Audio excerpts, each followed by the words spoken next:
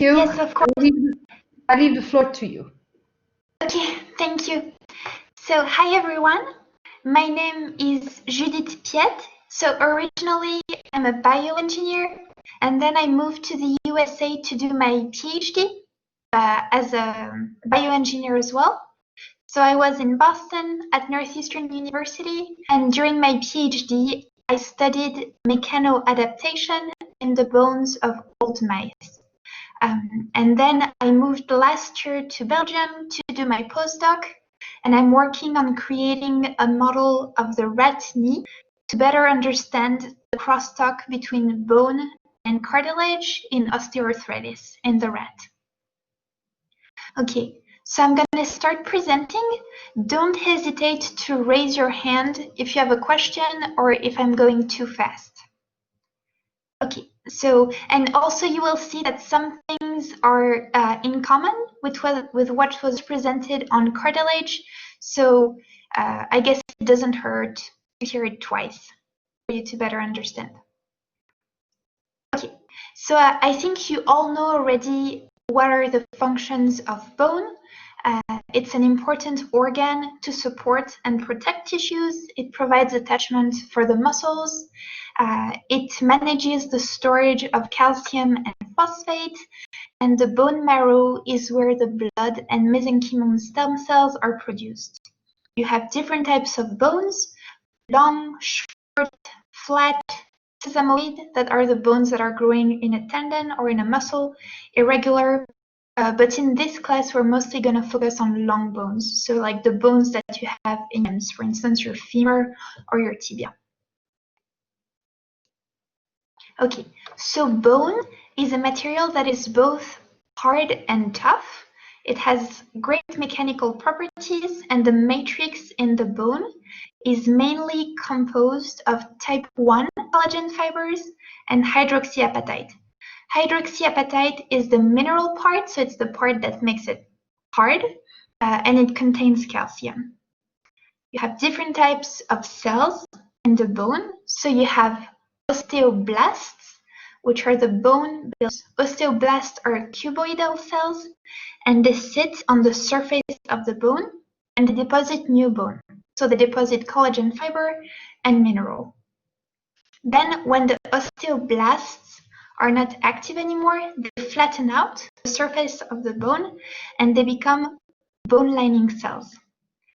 When the osteoblasts are building a lot of matrix, they can embed themselves. So they can kind of bury themselves in the matrix, and then they differentiate themselves further and become osteocytes. The osteocytes are the cells in the bone that sense the mechanical loading. And then you have osteoclasts. So osteoclasts come from the hematopoietic lineage, whereas osteoblasts come from the mesenchymal lineage, and osteoclasts are cells that are dissolving the bone. So they can use acid to dissolve the mineral part, and they can use enzymes to digest the protein part. So osteoclasts are the antagonists of osteoblasts. So if we recapitulate, I have a little trick to remember. So if you listen to the sounds, osteocytes sense the load, osteoblasts build the bone, osteoclasts crush the bone. And they all work together to ensure the homeostasis of the bone. Okay, so here you can see the network in which the osteocytes are. So osteocytes are embedded in the matrix, and they have these dendrites. So they're connected all together, like a network of neurons, for instance. So it's very convenient because they're all throughout the matrix, they're connected to each other, so it's very easy for them to share signals. To the right, you can see an osteoclast here, and around a resorption pit. So you see that part that is in red is bone that has just been dissolved by the osteoclast. Okay, so I think you already know pretty much the bone structure, but I'm gonna do a quick reminder. So this is a long bone here. The cortical or compact bone is the bone over there. So that's the hard shell around the bone. That's the cortical or compact bone. And here you have that spongy bone or trabecular bone. So it's not as dense as the cortical bone, and it's composed of trabeculae. So it's kind of a toothpick-like structure to withstand the load. So the bone is a highly hierarchical material which is made of collagen fibers, which are assembled as fibrils, etc. So you can see that around here. And those fibrils, those collagen fibrils, are assembled with the hydroxyapatite crystals, and they're arranged around a blood vessel to form an osteon. So an osteon, you can see, is a complex with bone osteocytes arranged in a circular manner around a blood vessel. Okay, so now we're going to talk about mechano-adaptation in bone. And you will see that there is quite a lot in common with mechano-adaptation in the cartilage. Okay, so it has been long known that bone adapts to external loading. So I think the first one to make comments about that was Galileo, but in the 1800s you had more and more knowledge about that. So for instance, yeah, you can read these citations later, but Wolff, who was a German anatomist, noticed that the trabeculae in the head of the femur were arranged in a mathematical manner. So he compared that to the stresses in a crane. So he compared that to mathematical works, and he noticed that the trabeculae were arranged in a way to withstand the load as well as possible. Now you can observe that in humans. So for instance, if you have increased loadings on your bone, they're going to grow stronger. A typical example is the serving arm of a tennis player. So if you look at this X-ray picture here, the serving arm of the tennis player has, it's obvious on this photo, more bone than the contralateral arm. Now on the other hand, if you have not enough loading, so for instance, for an astronaut in space, or if you're injured and you stay in bed for too long, you're going to lose bone. So that's going to lead to osteopenia when you have less and less bone, and then eventually osteoporosis. So Frost in the 80s started trying to theorize that with what is called the mechanostat. So the mechanostat is the idea of connecting the amount of mechanical cues to bone adaptation. So here on this axis, the x-axis is the amount of mechanical stimulation from low to high, and the y-axis is bone formation. So if it's positive, you have more bone. If it's negative, you're losing bone. And Frost defined 4 windows. So that's what you see on top here. So first you have the disuse window.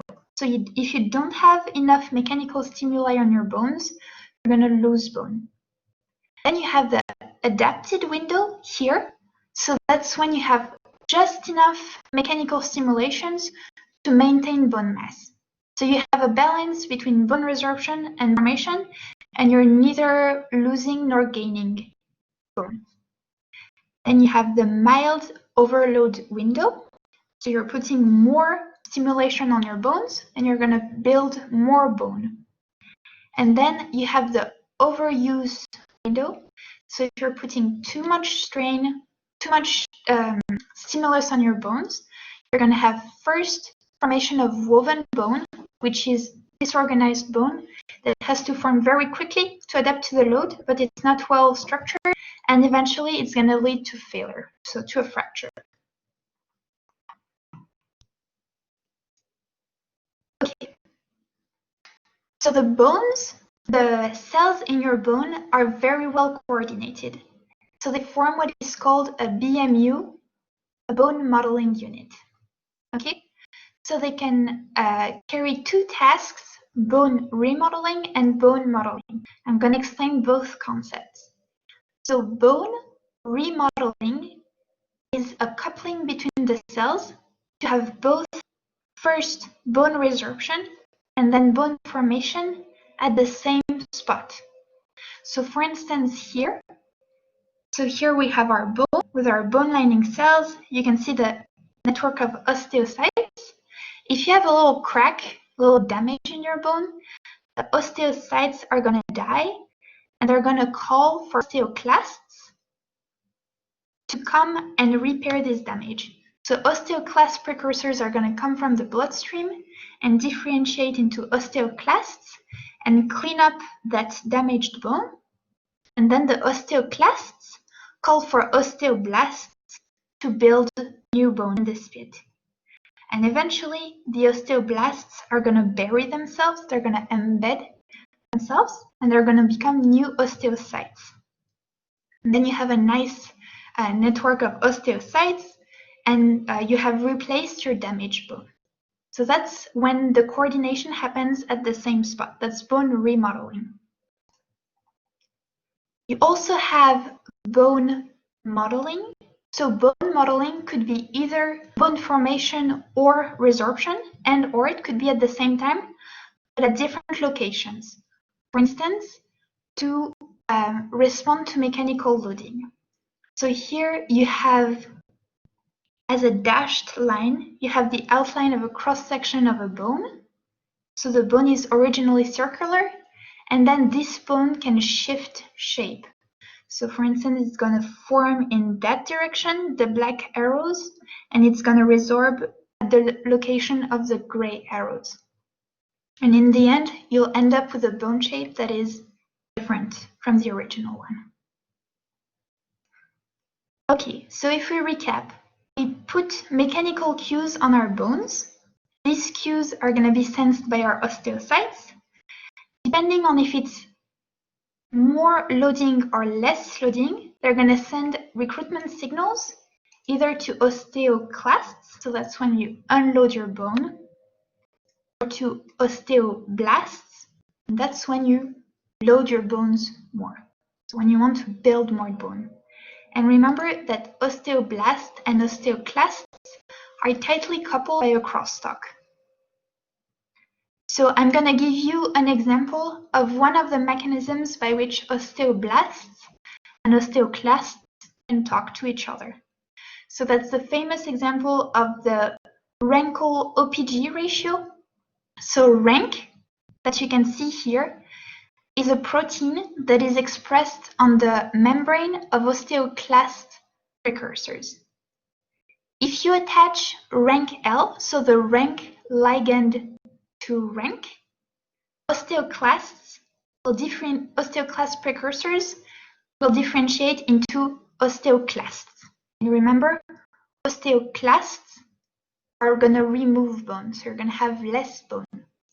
Rank L, the rank ligand, is expressed by cells in the osteoblastic lineage. So that would be osteoblasts. But you also remember that osteoblasts can differentiate into osteocytes. So osteocytes can also express rank L. Okay, so the Renkel-rank coupling is explained. Now, osteocytes can also express osteoprotegerine. So OPG, osteoprotegerine, and that's a decoy receptor for Renkel. So if OPG binds onto rank L, then rank L cannot bind to rank anymore. So you have less osteoclastogenesis. So you can remember that osteoprotegerine protects the bone because it's preventing osteoclasts from differentiating. So the Renkel-OPG ratio is very important for the homeostasis of the bone. Does that make sense? Okay, don't hesitate to raise your hand if you have any questions. Okay, so now I'm going to talk a little bit about animal models that are used to study bone adaptation.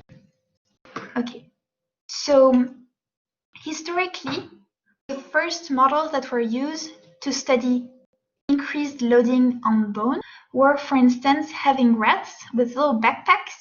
the little weighted backpacks, and they would have the rats push a lever, or rats jumping or running on a treadmill, etc. So these models induced more loading on the bones. The problem was that the loading was complicated, so it was hard to understand, and you also had systemic effects of the exercise. So then researchers tried to refine the animal models to have more controlled loading. So for instance, that the example of the turkey that you can see here to the left. So you have a turkey and transfixing pins that are attached to the bone. So they're sticking out of the bone.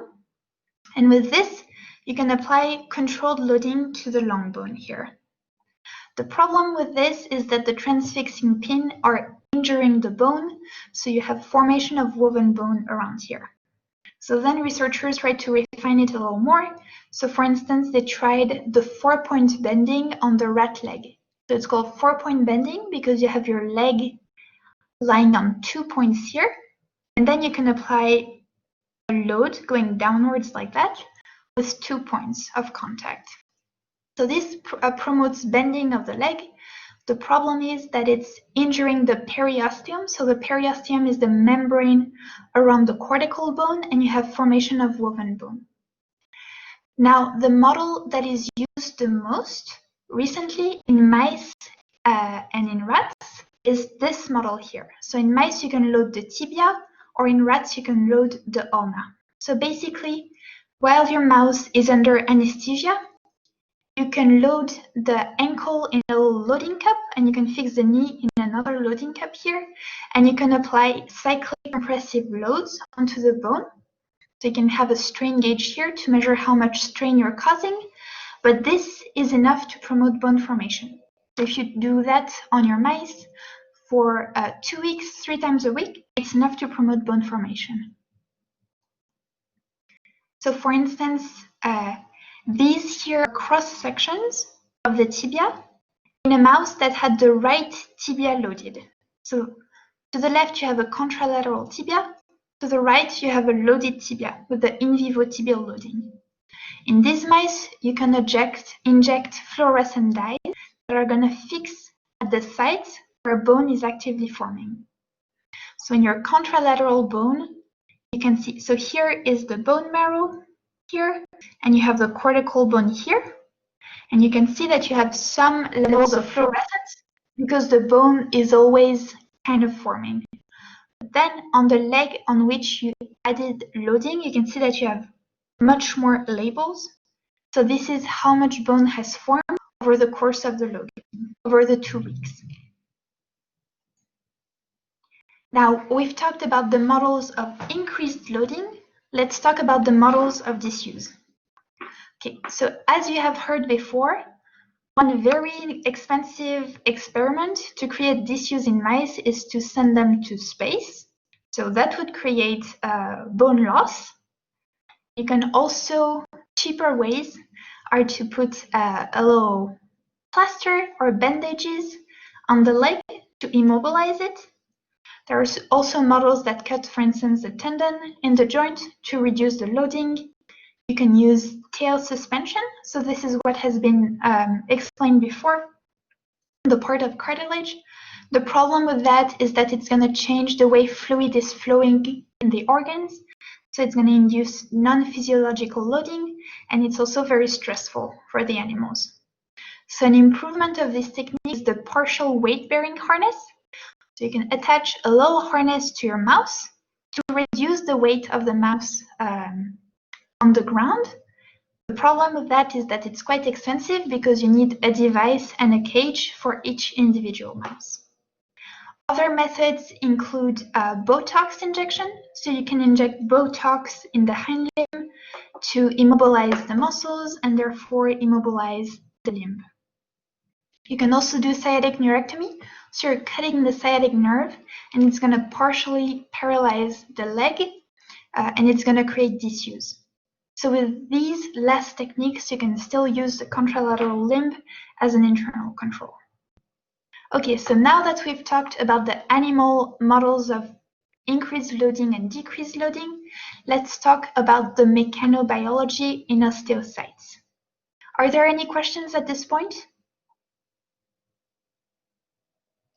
No? Okay, so let's move on. Okay, so you remember that our osteocytes are former osteoblasts that embedded themselves in the bone matrix, and they're connected to each other with dendrites. So it has been long known that bone was responsive to mechanical cues, but it's only recently, in 2007, that researchers were able to identify which cell was responsive for that. So this group here in Japan ablated osteocytes in the bones of mice, and they noticed that when mice had no more osteocytes, they wouldn't lose bone anymore, even when they were unloaded. So they wouldn't sense the decreased loading anymore. And from there, a lot of discoveries have been made of osteocytes. So now we know that osteocytes are bone mechanosensors and that they're the regulators of bone homeostasis. Osteocytes are also the most numerous cells in the bone, so they represent about 95% of all bone cells. Okay, so here you can see osteocytes in black, so they're all connected to each other with their dendrites, and they sit in little holes and channels that are called the canaliculi, so little channels. And this system of holes and channels, so the holes are called lacunae, is called the lacuno-canalicular network or system. So we often call it the LCS if you're looking in literature. And yeah, they form a very tight network throughout the bone. So there are many different possible mechanical cues to trigger these osteocytes. One of the most important triggers is the fluid flow shear stress. So remember, we have our osteocytes sitting in our LCS, so in those little channels and holes, they're sitting in fluid. So when you deform the bone, you're going to have fluid movement. It's the same principle as if you have a sponge full of water, the sponge being the bone matrix and the water being the LCS fluid. So if you deform your sponge, water is going to flow through your sponge. So that's the fluid flow in the bone. If you put loads on your bone, you're going to have fluid flow inside the bone. And then this fluid is going to create shear stress on the membrane of the osteocytes and on the dendrite of the osteocytes. So they're going to feel that shear stress from the fluid flow. Another possible cue is the hydrostatic pressure. So that's the pressure that the fluid is exerting on your osteocyte because of gravity. You could also have direct cellular deformation. So if you're loading your bone, the bone is going to deform. Not as much as cartilage, of course, that would be more in the orders of microstrains. And as a result, the cells are going to deform as well. So there are many experiments done in vivo, in animals, or in vitro to prove that. A common experiment is to have osteocytes cultured in a dish, and then you can apply fluid flow, for instance, pulsatile fluid flow, and you can measure the response of the osteocytes. So for all these cues, the response of the osteocytes will depend on the type of loading. So for instance, is it static or dynamic loading, the amplitude, the duration, the frequency, if you have cyclic loading, etc. So typically, dynamic cyclic loading is better at forming bone than static loading, because if you think of fluid flow, if you have cyclic loading, you give time to the fluid to come back to its original place, and then when you load it again, the fluid can flow again. Okay. So now let's talk about the possible sensors in osteocytes. And you're going to see that there are lots of similarities with chondrocytes. So here we can see two osteocytes connected to each other. They're sitting in their LCS system with fluid in light blue. And then all of this is embedding in the ECM, the extracellular matrix, in darker blue, which is mineralized. Okay, so between the osteocytes and the ECM, you have what is called pericellular matrix. So it's layers of collagen fibrils, and they're not mineralized, unlike the ECM. So this PCM can form little hills. That's what you can see here. And they come and reach the membrane of the osteocytes. And they're tethered to the membrane with focal adhesions proteins. And we're going to talk about that. Okay, so let's get started. So possible mechanosensors include, for instance, the elements of the cytoskeleton. So I think you already know what the cytoskeleton is, but you can have structures like filaments, microtubules, intermediate filament. So if you're deforming your osteocyte, the skeleton of the osteocyte is going to feel that deformation. You can also deform the dendrites as opposed to the cell body, and then the cell is also going to feel the deformation. Now let's talk about the integrin-based focal adhesions. So focal adhesion complex are a protein complex based on integrin adhesion. And integrin is a transmembrane protein in the membrane of the osteocytes. So it's similar to what you just saw before in chondrocytes. They have an extracellular domain, which is connected to the matrix, and they have a cytoplasmic domain, which is associated to proteins that are linked to the cytoskeleton. So they form a bridge between the inside of the osteocyte and the ECM. They have an alpha and a beta subunit, and the beta subunit contributes to internal signaling pathways in the osteocyte. So let's have a look at this picture. So we can see an osteocyte. You can see the osteocyte body with intermediate filament in gray, which is mostly expressed in the body. And then if you look at microtubules and actin filaments, they're both in the body of the osteocyte and also in the dendrites. If we look at focal adhesions based on integrin with beta-1 subunits are rather expressed in the body of the cell, and beta-3 subunit is rather expressed in the dendrites. Okay, another possible sensor is based on connexin proteins. So I think you already know that cells can be connected to each other via gap junctions. So gap junctions, as you can see here, are based on two connexons. So each cell has a connexon. A connexon is a complex of 6 connexin proteins. So the connexin protein is a little thing in red here.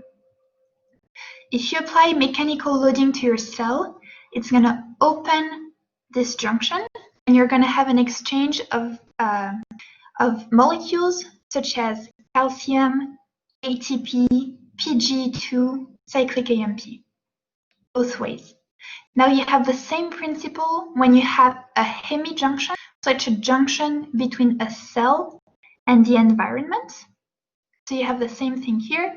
If you apply mechanical loading to your cell, the channel is going to open and you can release different molecules. Other possible sensors include the primary cilium. So you've already heard about the cilium when Rocio was talking about cartilage. So it's a non-motile structure that can sense, in particular in osteocyte, shear stress. So if you have shear stress on your cells, the cilium is going to feel it, and it can regulate intracellular cyclic AMP and extracellular levels of calcium. Another important sensor is ion channels. So the ion channels are located on the membrane of the osteocytes. If you apply tension on the membranes, you're going to have an an exchange of ions between the cytoplasm and the extracellular environment. These changes are in turn going to change the plasma membrane balance, and you're going to have opening of voltage-sensitive channels. As a result of the opening of the voltage-sensitive channels, you're going to increase the amount of calcium in the osteocytes, both from sources of calcium that are external to the osteocytes or that come from internal storage sites within the osteocytes. So during osteocyte mechanotransduction, the first event to happen is that you have an increase in intracellular calcium. Then the last possible sensor is the glycocalyx. So the glycocalyx is a mesh of proteoglycans, glycoproteins, hyaluronic acid, and they form a mesh of pericellular matrix. They're located between the osteocyte plasma membrane and the wall of the LCS, of the lacuno-canalicular system, and they are making a bridge. So they can convey mechanical cues from the extracellular matrix or from fluid shear. And on the other hand, they're tethered to osteocyte membrane receptors, so they can convey information on mechanical cues to the osteocyte. So all of these are possible sensors. Again, everything, like a lot of things in biology, you can have a lot of redundancies. So they could happen all at the same time, so that if one mechanism is not working, the other mechanisms are in place. Now the mechanotransduction pathways. So because a lot of these pathways are still hypothetical, I didn't want to confuse you with giving detailed information on the pathways. What I would like you to remember is a few important pathways. So for instance, the Wnt beta-catenin pathway. It's a pathway that when it is activated, enhances osteoblastogenesis. So that's the formation of new osteoblasts. So if you have more osteoblasts, you have more bone formation. So the Wnt beta-catenin pathway enhances both osteoblastogenesis and bone formation. Another very important pathway is the sclerostin pathway. So it's a gene that encodes the production of the sclerostin protein. Sclerostin inhibits osteoblast differentiation because it blocks the Wnt pathway, the antagonist of the Wnt pathway. So as a result, you have reduced bone formation. And then you have the PGE2 pathway, which also promotes osteoblastogenesis. So now let's have a look at what happens if we have increased loading or disuse. So to the left, you can see the case of increased loading. So if you put mechanical loads on your bone, the osteocytes are going to sense it, and the osteocytes are going to decrease their production of sclerostin and DKK1. DKK1 has the same role as sclerostin. So sclerostin is constantly produced by the osteocytes unless you put mechanical load, in which case osteocytes are going to reduce their production of sclerostin. If you have less sclerostin, you have less inhibition on osteoblast differentiation, so you have more osteoblast formation and more bone formation. So you have more bone mass in the end. Now, on the other hand, if you unload your bones, the osteocytes are going to start increasing their production of rank L. Remember, we've already talked about rank L. It's the rank ligand that attaches to the rank receptor on osteoclasts.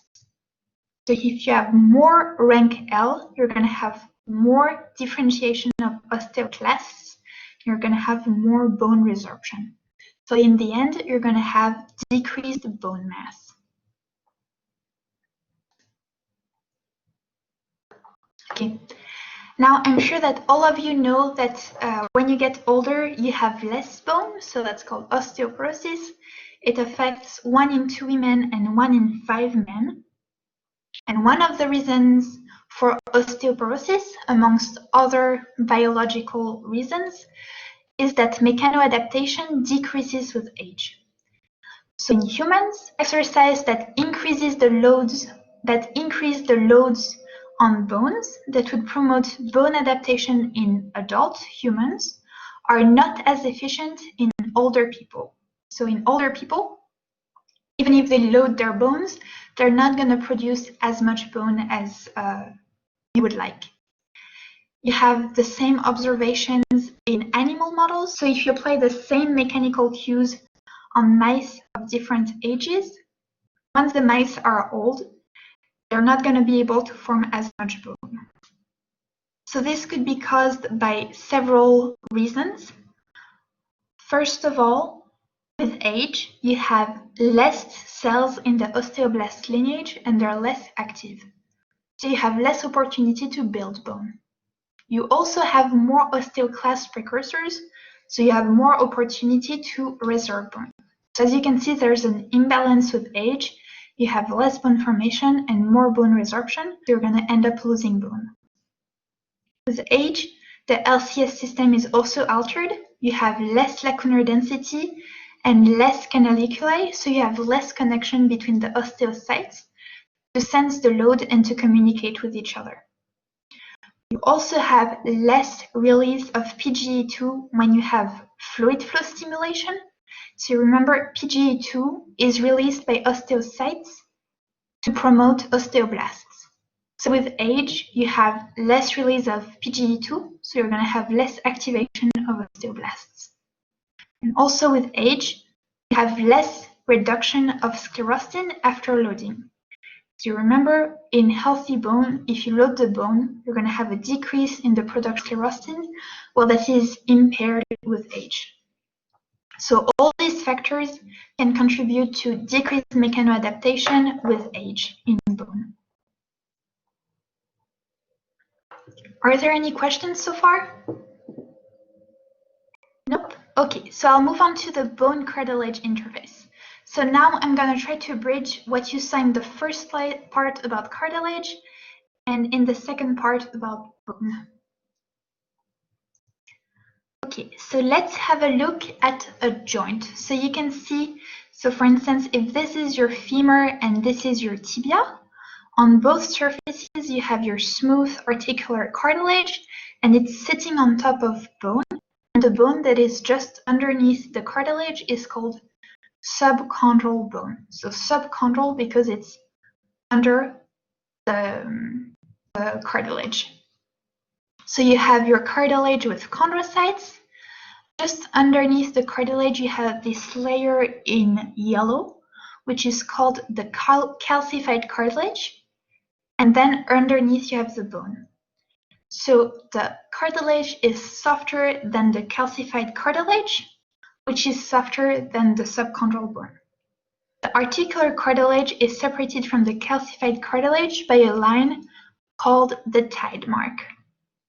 And if we look at our subchondral bone, you have a cortical plate, and underneath you have trabecular bone. And in your bone, you have your network of osteocytes. Okay, I think all of you are familiar with osteoarthritis. So people always know that osteoarthritis is a deterioration of cartilage. It's also a disease of the whole joints. So all the tissues in your joints are affected by osteoarthritis. And importantly, one of the hallmarks of OA is not only the deterioration of the articular cartilage, but also concurrent changes in the subchondral bone structure. And it is known that altered loading is one of the causes of OA.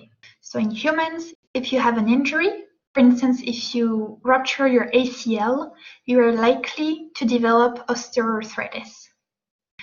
In animal models, it is also studied. So if you do destabilization of the medial meniscus, for instance, in rats or in mice, it's going to cause osteoarthritis in these animals. So it's one of the models that is often used to study OA in animals.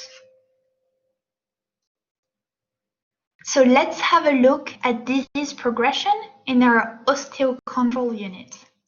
Okay, so in early OA, if you look at your cartilage, there is first an increase in the water content and swelling of the cartilage matrix. The metabolic activity of the chondrocytes is also going to change, and they're going to produce inflammatory factors. You start having some surface fibrillation at the surface of the cartilage.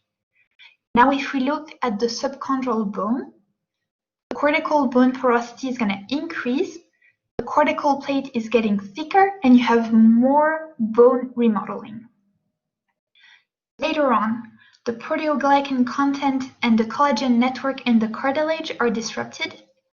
Our cortical plate is thicker, so first the bone gets thicker in the cortical plate, and at the same time, in the trabecular bone, the bone mass is decreased and you have alterations in the structure. Later on, you start losing bits of cartilage, and you have the formation of what is called osteophytes. So osteophytes are structures of bone that are forming where they shouldn't be forming. And you also have the formation of bone cysts, which are kind of holes in your subchondral bone. In later stage OA, so your cartilage is even more damaged, and you have apoptotic chondrocytes.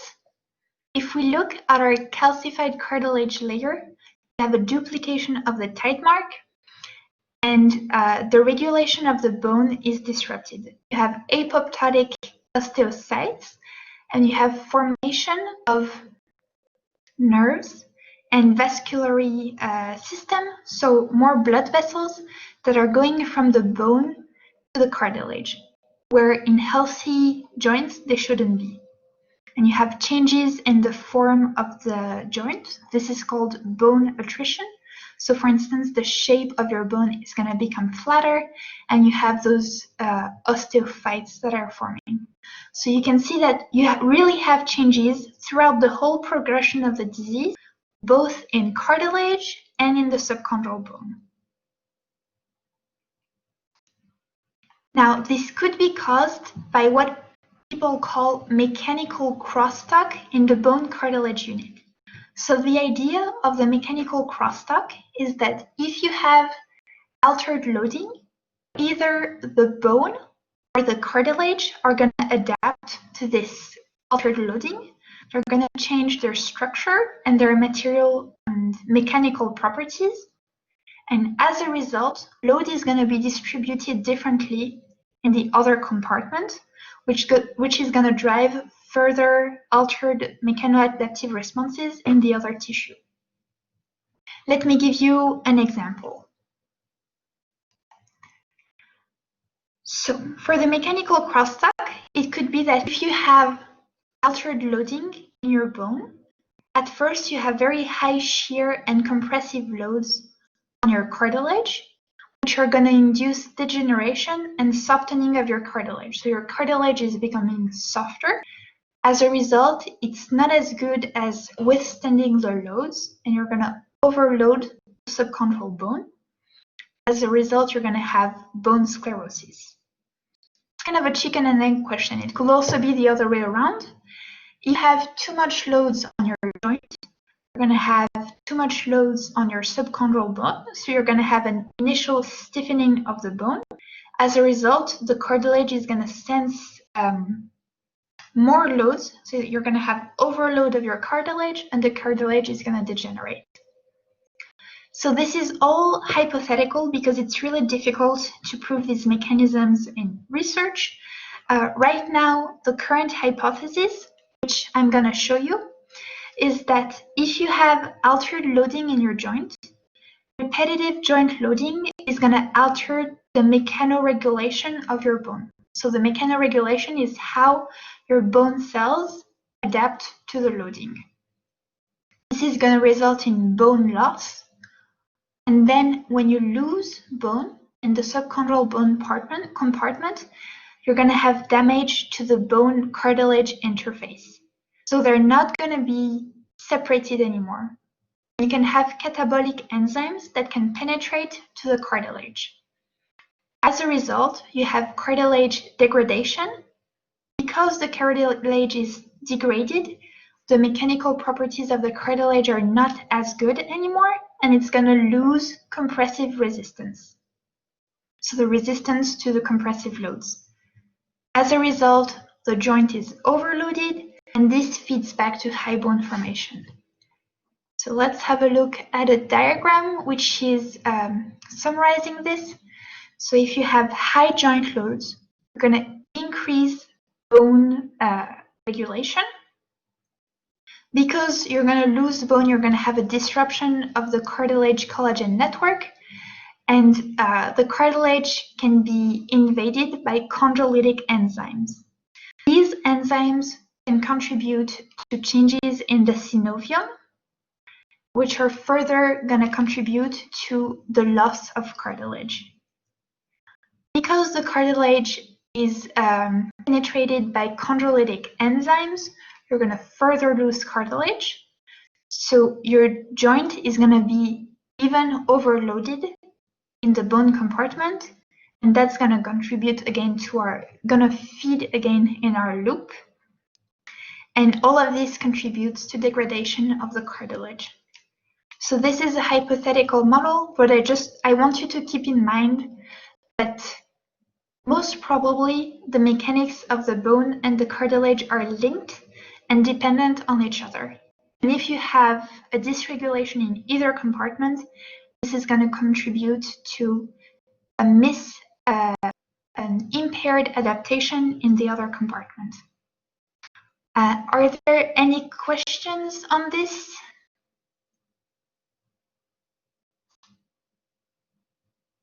Yes, of course. So the slide explaining rank.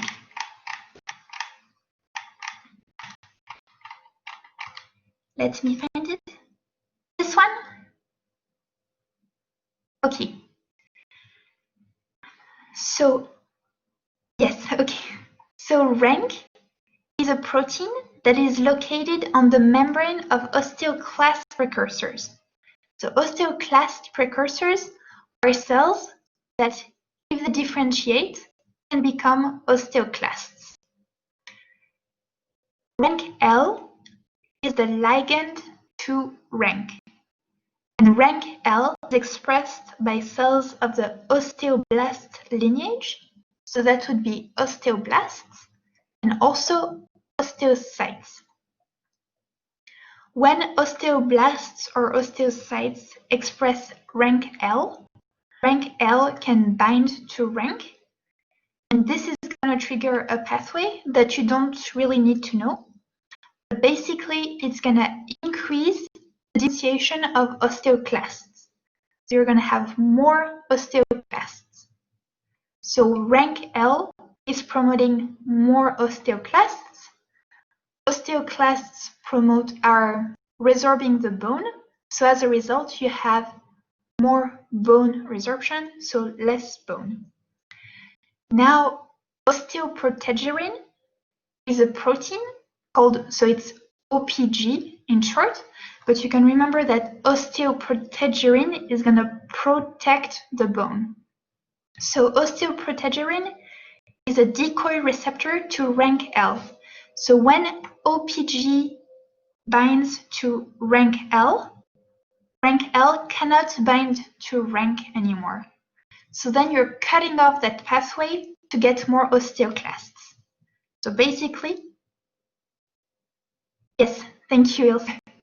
So osteoprotegerine is going to prevent the differentiation of osteoclasts. So it's going to prevent the loss of bone. Does that make more sense?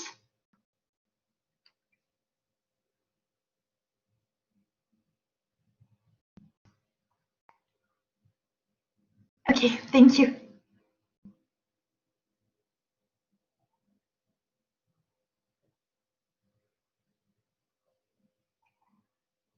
Are there other questions?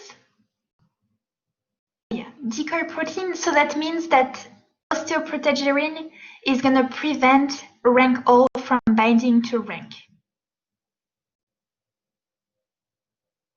Thank you.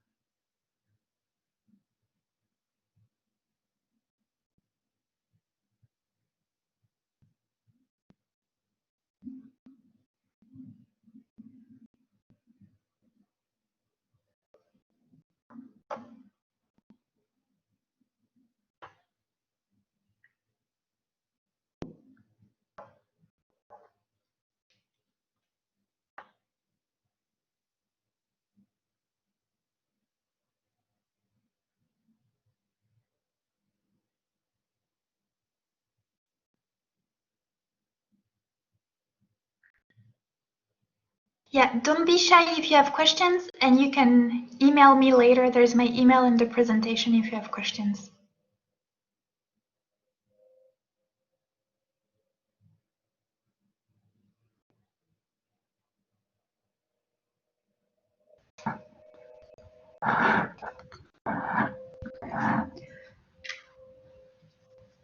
Yeah, Judith, did you have any further slides on the osteoarthritis part or the crosstalk part on bone and cartilage? There is a question from Laura. Yeah. Yeah, so the hydrostatic pressure is the pressure caused by gravity of the fluid on the cells. So even if you're not deforming your bone, your cells are still going to feel that pressure, but the fluid is going to flow. It's going to flow more if you're deforming your bone. So the fluid flow shear stress is rather caused if you're loading your bone, and the fluid is going to move throughout the bone. So that's the example of the sponge. And the hydrostatic pressure is like the pressure that you feel when you're in a swimming pool. If you're at the bottom of the pool, you'll feel more hydrostatic pressure. If you think of your cell as a balloon, if you submerge the balloon in the water, it will sense hydrostatic pressure all around the balloon, right? And if there is a fluid flow, so if you have waves in the water, your balloon will start to deform, and that will be then the shear stress that is experienced. Is that an analog that you can live with, Judith? Yes, perfect. Okay, good. So the thing is that we think of bone as a rigid structure, but it also has fluid inside because it has this ECM. In ECM there is also fluid, so that will cause these shear stresses to occur, together with the mechanical loading and the deformation, of course. Is this clear?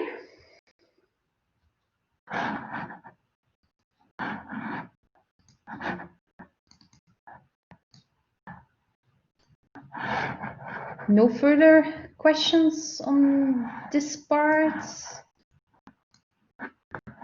No? I hope that you can see how this connects to the whole modeling that I presented in the beginning of the class. Because of course you now saw the whole biology that is behind the adaptation of the tissues, that is looking at the cell and tissue level. Of course, we always say that there are mechanical cues in play as well. So what we are currently trying to do is to relate those joint level loading patterns to the tissue and cell level loading patterns in order to understand how these can now activate the biological cascades. And this is really the main focus of the research at the moment. And that's also why we call it mechanobiology. So it's the interaction between the mechanics that we can measure in terms of movement, that we can calculate at the level of the joint and at the level of the tissue. But then in order to see what biological processes are triggered by those mechanics, that is really the part of the mechanobiology. Okay, no further questions from the audience here? Okay, then I really want to thank Rocio and Judith for compiling this very nice lecture and for contributing to this course. If you have questions, as they said, you can always email them directly. As you know, this is the first time that we give this class. It would be nice to receive some direct feedback from you so that we can improve this lecture for later years. Okay, In case there are no further questions, I think we can definitely stop the recording.